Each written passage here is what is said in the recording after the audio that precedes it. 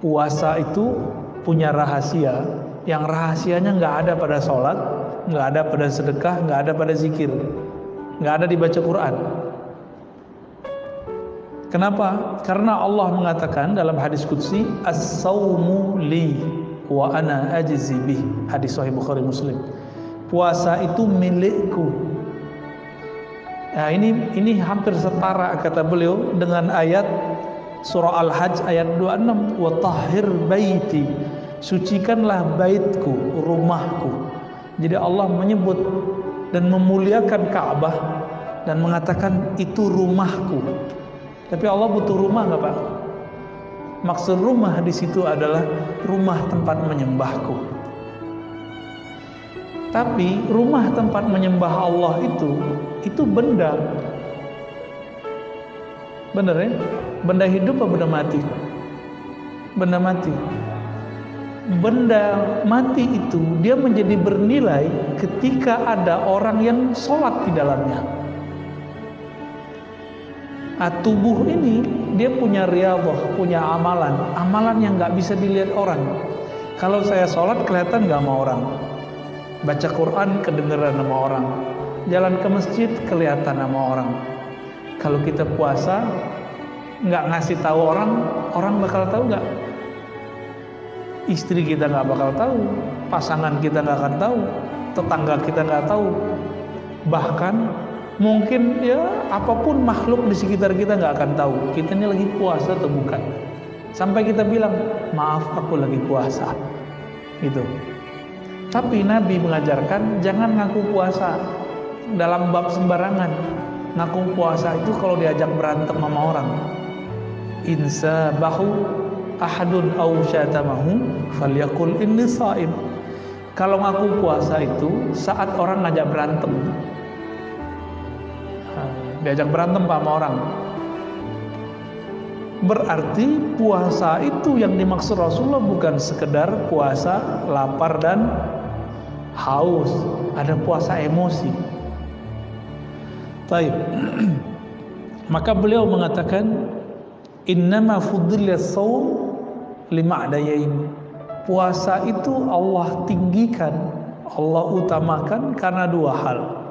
Pertama, sirrun wa amalun batinun. Puasa itu amal sir, amal yang rahasia. Orang nggak tahu kalau nggak dikasih tahu. Wa amalun batinun, itu amal batin. Maka orang-orang yang ingin mengolah batinnya, dia harus puasa. Kenapa orang Islam hari ini kurang tajam, kurang peka kolbunya? Karena jarang puasa. Firasatnya nggak bisa ditangkap. Kita dapat firasat, tapi kita nggak ngeh. Ini bener nggak nih? Ya. Kenapa? Karena kurang puasa. Di luar sana ada orang nggak bersyariat, bahkan nggak beragama, tapi dia rajin tirakat puasa. Kadang lebih tajam daripada kiai. Pernah lihat? Pernah dengar? Itu bukan karena kenapa-kenapa, emang begitu.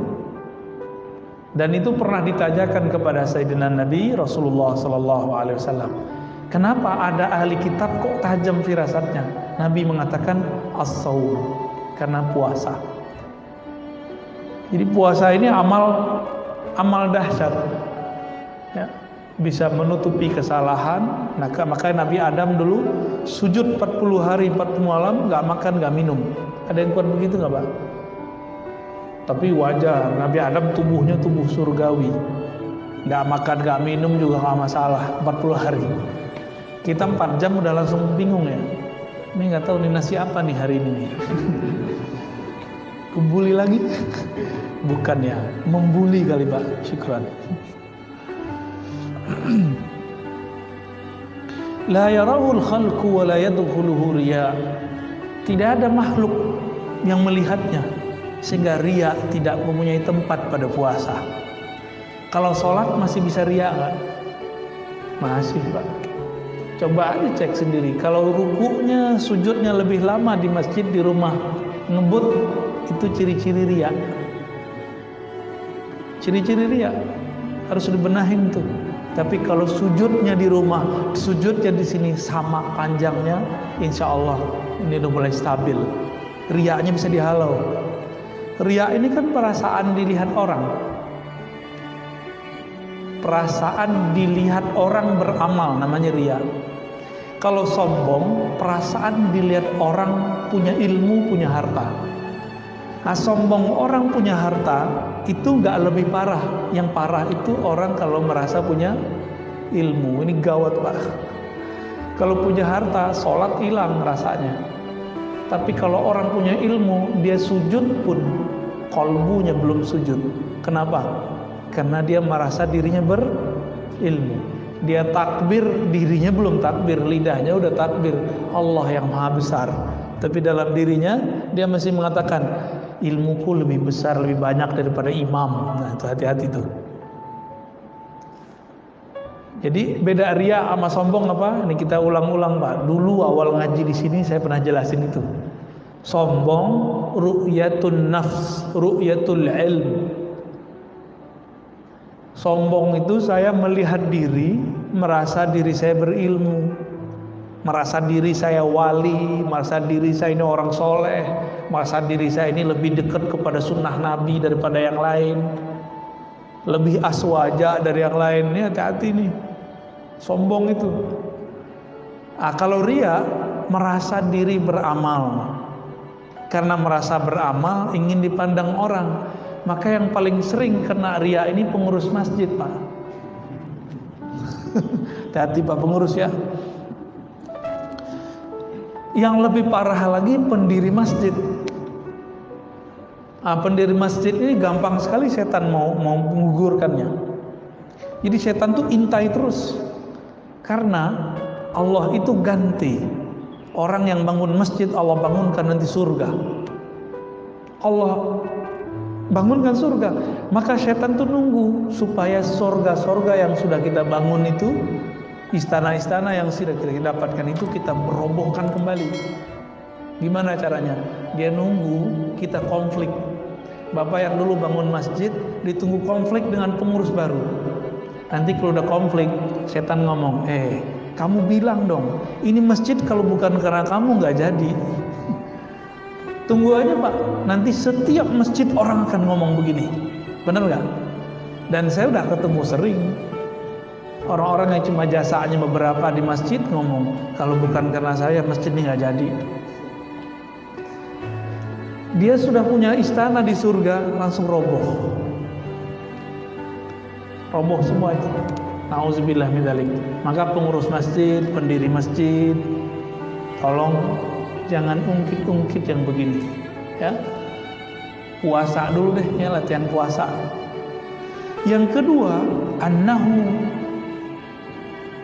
qahrun li'aduwillah. Sesungguhnya puasa itu bisa melemahkan musuh-musuh Allah. Qahrun ini kan secara bahasa artinya bisa memaksa, melawan, cuma bisa puasa. Jadi kalau ada orang nanya, Ustaz, ada nggak zikir melemahkan syahwat? Nggak ada, yang ada cuma puasa. Kok begitu? Jadi kalau antum nih baca Quran, khataman, zikir 1000-an, mata masih bisa jalalatan, Pak. Serius. Syahwat temah menjadi-jadi. Karena zikir mazakar itu beda tipis saja, za sama zi. Serius. Maka kiai itu banyak istrinya, wajar, zikirnya kuat, yang satu lagi kuat juga. Obatnya cuma satu, saum, puasa. Ini PR kita semua, PR saya juga. Ya. Li'anna wasilatal aduwwi syahawat. Ya. Kenapa? Jadi perangkat senjata bom atau nuklirnya setan itu yang paling dahsyat itu namanya syahwat. Ya, syahwat ini keinginan rendah. Jadi kita ini nggak ada yang selamat, Pak. Saya apalagi tiap hari ketemu yang macam-macam, Pak. Ya, mulai dari jamaah yang begini sampai begitu setiap hari. Godaan saya lebih kencang dari Bapak. Jangan dikira saya selamat. Enggak, saya enggak selamat. Kalau Allah enggak bantu saya enggak selamat. Maka mohon doanya, semoga saya selamat. Amin ya rabbal alamin. Dan kita juga doakan Bapak Ibu ya, semoga selamat juga. Ini berat persoalan ini. Dulu Barsisa lewat karena masalah ini. Ya. Barsisa lewat di Sahih Bukhari kan disebutkan itu persoalan ini. Tapi ada juga seorang perempuan yang sering kita lihat, mungkin kita jijik kalau ngelihat begitu. Perempuan bari, ya. Perempuan pelacur, PSK, Allah ampuni, bukan karena dia ngapa-ngapain, tapi cuma karena ngasih.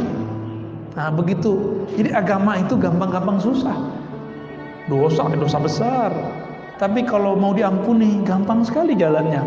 Maka saya katakan kepada diri saya, kepada kita semua, kepada semua para pendosa, semua kita ini pendosa, jangan putus asa dari rahmat Allah. Siapa tahu dengan amal sedikit Allah angkat kita. Innama tuqawwi syahawat bil akli, atau tuqwa syahawat bil akli wasyurb. Syahwat itu hanya bisa dikuatkan dengan makan dan minum. Benar ya?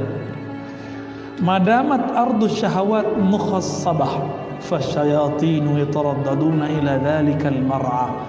Selama lahannya syahwat ini disuburkan dengan makan dan minum, maka setan pun gampang nyangkulnya.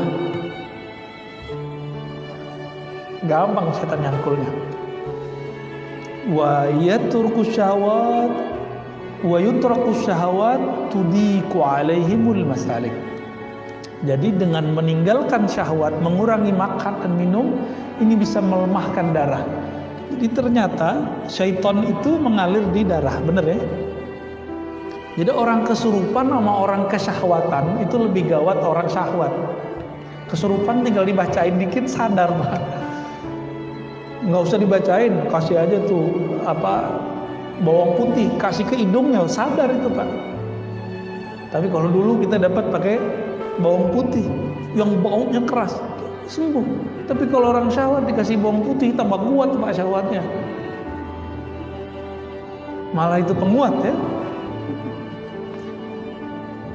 Kalau orang makan, minum, bahkan olahraga, orang kalau makan, minum, olahraga, lengkap sudah, syahwatnya berlipat. Karena hormon bahagianya masuk.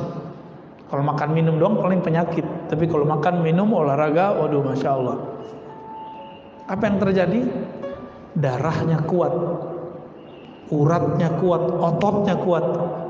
Wah, itu menjadi senjata luar biasa bagi setan. Ya. Maka jalur pintas untuk mengatasi itu cuma puasa. Jadi puasa itu bekamnya setan. Jadi hijamahnya syayatin puasa, hijamahnya darah buang darahnya. Maka bapak-bapak yang kolesterol, kalau mau hijamah kurangi dulu konsumsi obat pengencer darah, ya. Minum jamu yang dianjurkan oleh ahli herbal, baru dibuang Pak. Itu cuma bisa dibuang, nggak bisa diapa-apain. Ngapain darah disimpan-simpan di badan kalau kotor? Buang aja. Maka Nabi SAW ketika dimi'rajkan ke langit, beliau dipesani oleh Jibril, "Hai Muhammad, ihtajim. Hai Muhammad, berhijamahlah engkau, berbekamlah. Coba amalkan Pak sunnah ini. Nanti punggungnya yang berat-berat itu, kepala yang sakit-sakit itu, ini tanda kolesterol kan beratnya di sini. Kalau orang stres di sini Pak." Beda tuh ya. Kalau kena corona di sini dia stres dia.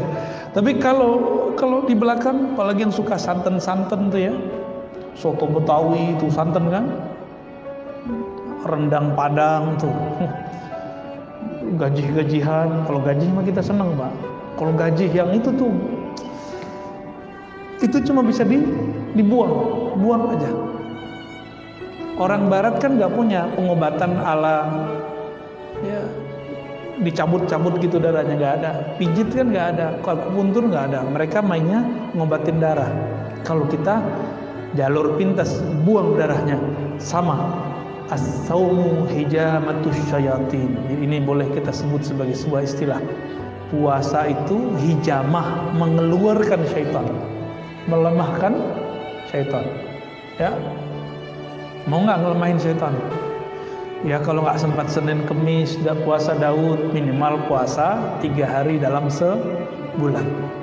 Ya jatah badan itu Pak. Nah mengenai puasa nanti dia sebutkan di sini beberapa anjuran ya. Yustahabbus sahur wa ta'khiruhu. Dianjurkan sahur dan diakhirkan.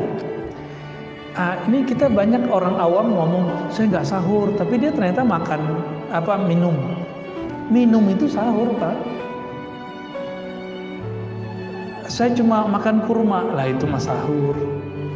Jadi sahur itu nggak mesti nasi. Cuma orang Indonesia sahur mesti nasi, enggak. Ini sahur sehat kalau mau. Konsumsi kurma aja atau pisang. Udah itu aja konsumsi. Jangan banyak-banyak makannya. Katanya mau melemahkan syaitan. Terus ketika berbuka jangan langsung minum teh. Air putih dulu nih. Ini dulu minum. Nah, ini perintah Nabi. Terus kurma. Tapi saya yakin tubuhnya orang Indonesia lebih cocok dengan buah-buahan Indonesia. Meskipun kurma dianjurkan, kita ambillah kurma 1. Kita makan, ngikutin sunnah Nabi. Karena Nabi berbuka dengan kurma. Seandainya Nabi dulu ada di Karawaci, kira-kira gimana Pak? Dulu nggak ada impor kurma. Kira-kira pakai apa Nabi bukanya? Paling pakai pisang. Apalagi kira-kira buah-buah seger yang nggak asam di perut, cari aja. Kalau pisang kan ada yang asam, ada yang enggak. Ya, kalau kita mukanya asam Pak. Coba dicari aja itu. Sebenarnya pisang tertentu tinggal direbus, makan, direbus diungkep. Nah, saya yakin itu lebih cocok bagi orang Indonesia. Jadi jangan ngotot juga, Ustaz harus kurma. Loh, ente bayangin, di zaman dulu Islam baru masuk ke negeri ini, belum ada namanya impor kurma. Orang buka pakai apa? Maksudnya pakai buah seger. Jadi kolak nanti Pak, tunggu ya, ini udah nafsu aja nih kalau udah melihat macam-macam. Udah begitu sholat dulu, nanti baru mau makan kolak, mau makan apa tadi, mau minum teh. Kayaknya nggak seger kalau nggak minum teh dingin. Nanti itu ya, selesain dulu sholat. Nah ini kalau mau cara berbuka yang berkah ya, insya Allah itu lebih baik. Wa ta'jilul iftar wa ayyaftura 'ala tamr, ya, mendahulukan berbuka dan berbuka dengan tamar. Nah, ini karena tamar kurma itu dulu paling mudah ya. Wa yustahabbul jawd fi Ramadan wa fi'lul ma'ruf wa qasratus shadaqah iktidaan bi Rasulillah. Dianjurkan di bulan Ramadan kalau kita sudah biasa dermawan, di bulan Ramadan dermawannya naik berkali lipat. Jadi jangan pelit bulan Ramadan, banyak-banyakin. Kenapa?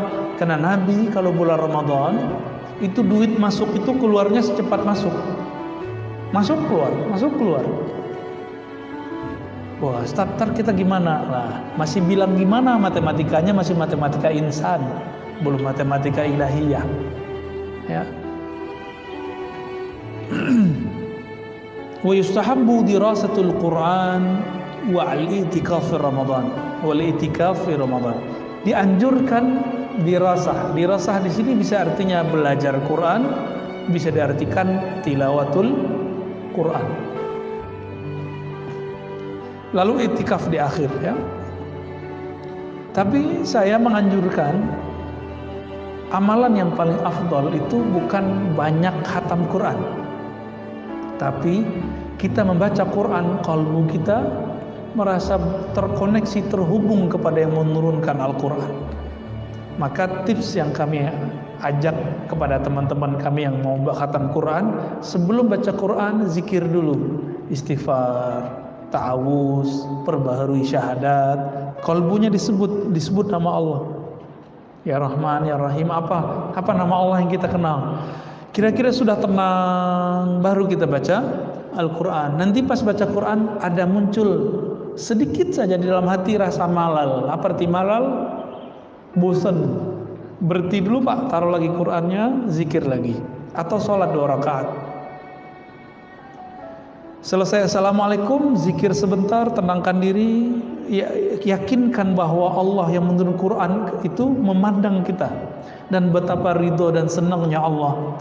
Risalah-risalah cintanya yang bernama Quran dibaca oleh hambanya. Rasa itu muncul, baru baca Quran lagi. Begitu Pak terus. Jadi seumuran kita ini, apalagi sudah di atas 40, 50, 60, nggak usah ngejar 7 kali khatam, nggak usah. Capek Pak. Ya. Ngamal tuh nggak usah ngoyo. Tahu ngoyo ya? Nggak usah terlalu maksa diri. La ikraha fiddin itu tidak hanya persoalan maksa orang masuk Islam, tapi la ikraha fiddin kalau versi kita tidak ada namanya pemaksaan dalam beramal. Itu juga bisa diartikan ke arah sana, walaupun penafsirannya penafsiran jauh. Jadi coba nanti gunakan metode ini, tilawah ma'az zikir namanya, membaca yang dikolaborasikan dengan zikir. Intinya Quran, ingat Allah bukan? Lalu ada orang baca Quran gak ingat Allah, afdol gak baca Qurannya? Enggak. Maka di saat orang lagi begitu, afdalul zikri la ilaha illallah. Zikir yang afdal adalah la ilaha illallah. Kalau zikir la ilahnya sudah nancap di kolbunya, qaulus sabit, baru kembali ke Quran lagi. Lalai lagi kolbunya, balik lagi ke zikir, sholat 2 rakaat, begitu. Mau ngamalin begitu. Jadi nggak usah terlalu buru-buru baca Quran, yang santai aja. Ya, mau Pak begitu.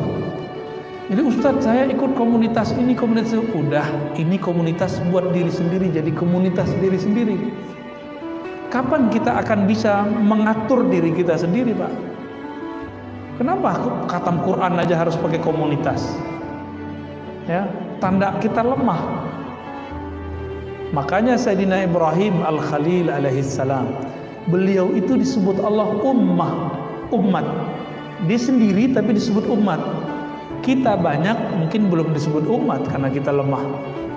Beliau sendiri bisa mempengaruhi orang sekampung, senegeri. Kita untuk mempengaruhi diri sendiri aja nggak bisa. Ntar gimana kalau sakaratul maut datang?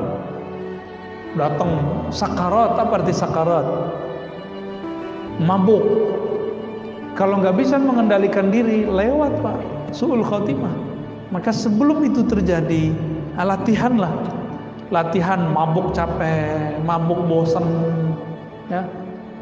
Jadi kita berharap jangan kejut-kejutan kalau beramal, santai aja ya. Ala bi dzikrillah tatmainnul qulub. Hal ketahui hanya dengan zikrullah. Quran kan zikrullah, tapi kok buru-buru. Kalau baca Quran mestinya tenang.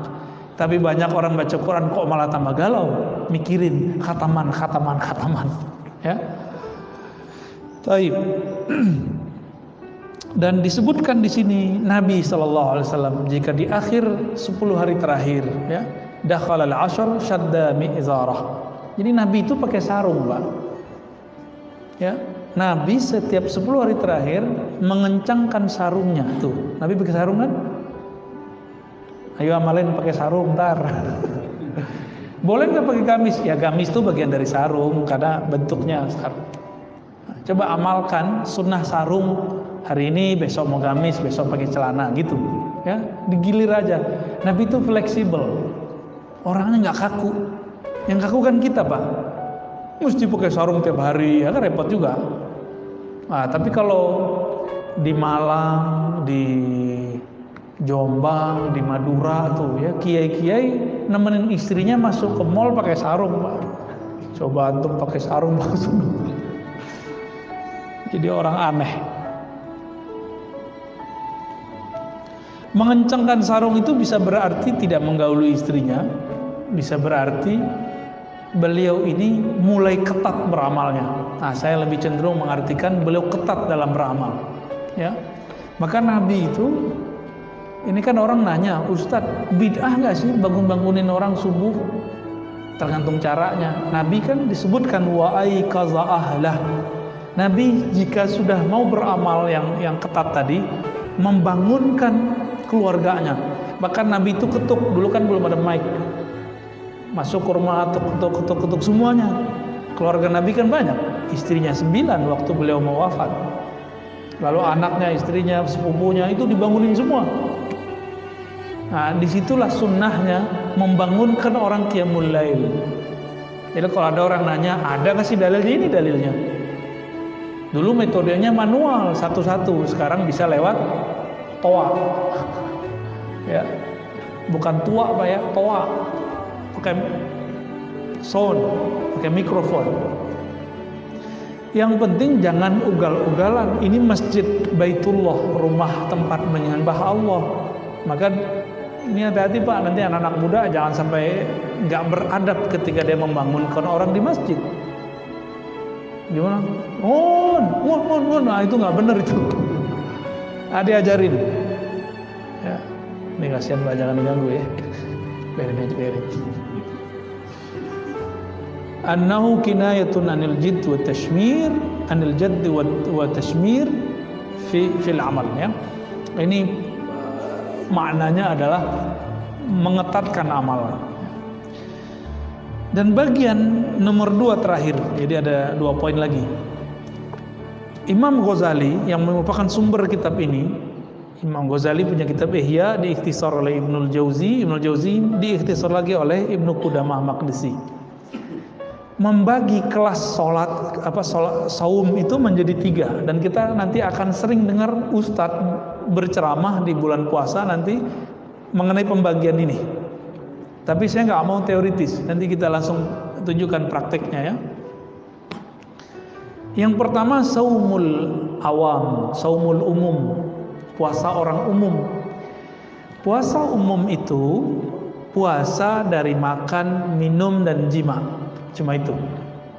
Tapi matanya jelalatan, telinganya masih suka gosip, lidahnya masih suka cari lawan. Nah, maka nih aktif sosmed yang beda-beda paham, udah stop dulu deh ya. Ustadz, saya nggak bertengkarnya pas puasa, malamnya saya tengkar lagi di sosmed. Ya sama aja. Tujuan puasa kan biar setelah puasa selamat. Ini habis berbuka, balik lagi dia, kambuh lagi. Nah, ini bahaya. Ini puasa orang awam. Orang awam, shaumul umum, dia berpuasa hanya untuk mengurangi makan, minum, jima.